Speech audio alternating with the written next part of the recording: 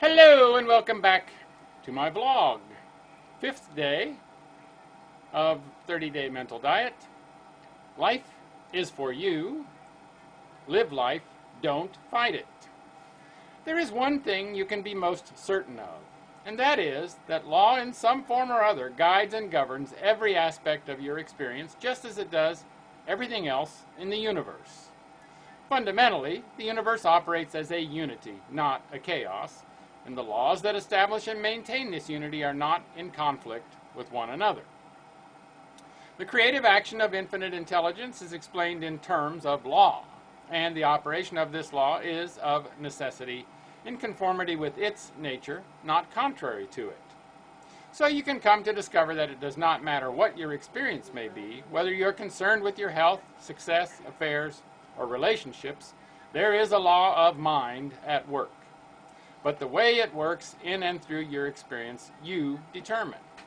Things just do not happen haphazardly, without any determining factor. There is always a cause and effect, an initial act of creativity, and the manifest result. You cannot escape law. Perhaps you have been prone to think that law is operative in some things and not in others, that there is a law relative to the action of electricity, but no law that applies to your relationships with others. Or that law may apply to the positions the planets hold around the sun, but law does not enter into the question as to whether you are sick or well. Whether you fully recognize it or not, law functions in everything you are, do, and experience. There is no avoiding or escaping its action. But it must always be remembered that law is impersonal. It is never concerned about whether or not you recognize it, nor is it the least bit interested in how you use it. Life withholds nothing. This definitely indicates that there is nothing in the nature of things that is intrinsically against your welfare or well-being. There is nothing in the universe that decrees that you shall be sick, poor, or unhappy. It would be impossible for a universe that manifests through law and order to declare that one individual shall enjoy life and another not. Neither would it be possible for the creative intelligence in and back of all things to give an abundance of all things to one part of its creation and deprive another part. So it would appear that if in any respect life seems to be withholding something from you, it is not the result of the action of life itself, but the result of your relationship to life. All of life is available to you, but the question that arises is, how much of it are you availing yourself of? The universe does not have favorites. Any law in any sphere of activity improperly used will bring improper results.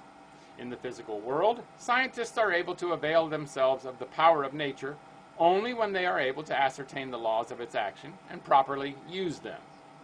You are in much the same position. You have to discover for yourself the nature of the spiritual law which governs your experiences in living, and then properly apply it. Where previously you may have been using the action of the law of mind erratically, with the result that you felt you had to wage a solitary battle against the universe, you will find that the proper use of the creative power of your thought and its immutable action through law will align your life in harmony with the beneficial nature of God. Let life help you. When you properly understand this, you will find that life is for you. Then you can avail yourself of all its good in your life. You use the law for your benefit. It is futile to battle against its action. You direct its action in the manner you desire. Your ability to direct this action resides in the nature of the God-given creative power of your own thought. When you stop battling life, stop feeling that everything is against you, and become aware of the fact that the only thing against you is your own thinking, then you start to cooperate with the great law of the universe, and through a change in the pattern of your thinking, you will be able to make your life a joyous adventure in which you will encounter only good.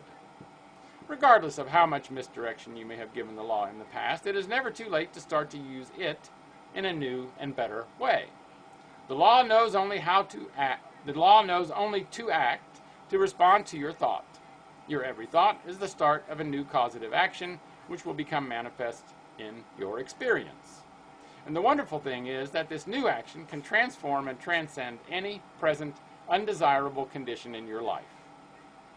Mental stimulants, science, God may be subtle, but he is not malicious. Albert Einstein. Philosophy. Man is confronted by something spiritually greater than himself, which, in contrast to human nature and to all other phenomena, is absolute reality. Man's goal is to seek communion with the presence behind the phenomena, and to seek it with the aim of bringing his self into harmony with this absolute reality. Arnold J. Toynbee. Religion. And God saw everything that he had made, and behold, it was very good. Genesis 1:31. The diet. Life is for me now and always. It created me for itself. The creative activity of the universe is for me, as I now come to realize that there is nothing against me except my own ignorance or misunderstanding of the nature of reality. I cease trying to change God, to revise the law of the universe. I stop battling life, conditions, and situations. I no longer attempt to change ultimate reality and the way it works. With definiteness and consistency, I ever seek to cooperate with the great law of life and to align myself with it. There is no God, devil, or evil that desires my downfall.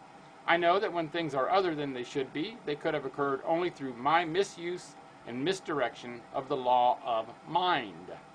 Life does not limit itself. I cease limiting myself. I am no longer my own worst enemy, for I now let my thoughts rest clearly and definitely on the fact that God is good, that my life is filled only with good, as I mentally accept it in my experience. All limitations and barriers are removed as I now avail myself of the infinite creative power of mind, the creative power of my thought, to make my experiences in life all that I desire them to be. Capsule supplement.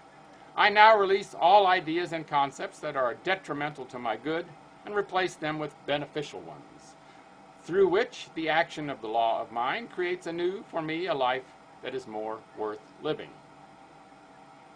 Today I will apply this idea to these aspects of my thoughts and actions. Fill in the blank. My particular problem, condition, or situation which it can be used to correct is fill in the blank. And that is the end of the 5th day. Tomorrow, you have great possibilities. And you know you do. Make it a great day, and bye for now.